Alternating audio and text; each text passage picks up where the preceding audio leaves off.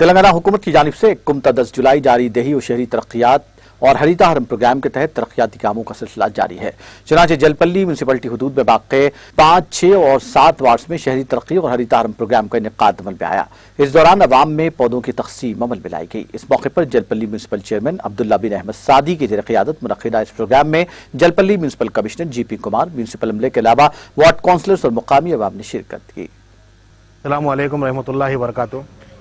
आज जलपल्ली म्यूनसिपालिटी में 5 number, 6 number और 7 नंबर के अंदर पटाना प्रगति प्रोग्राम क्लीन एंड ग्रीन के नाम से जो हमारे KCR साहब ने जो एक नई स्कीम जो ये 7 टर्म्स है, ये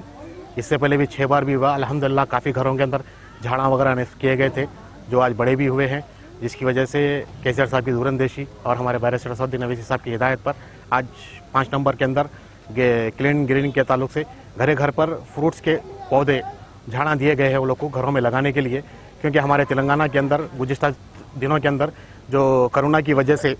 जो ऑक्सीजन की कमी वगैरह हो रही थी,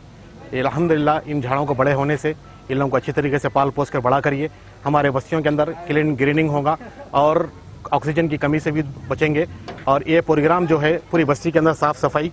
और नीटनेस के ताल्लुक से आज हमारे चेयरमैन अब्दुल्ला सादी साहब, कमिश्नर साहब और हमारे इलेक्ट्रिसिटी डिपार्टमेंट AE साहब और हमारे वाटर वर्क्स डिपार्टमेंट के साजिद साहब और हमारे रशीद भाई, ये लोग सब जो ने मिलकर आज हम अपने अपने